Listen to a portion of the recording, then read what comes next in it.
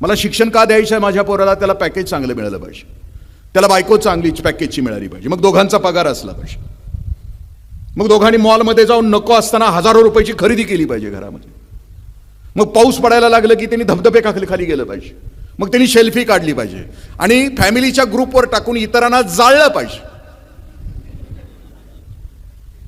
ही आमच्या सुखाच्या कल्पना, पण ते नाही ना जीवन, म्हणजे ते म्हणजे जगणं नाही ना.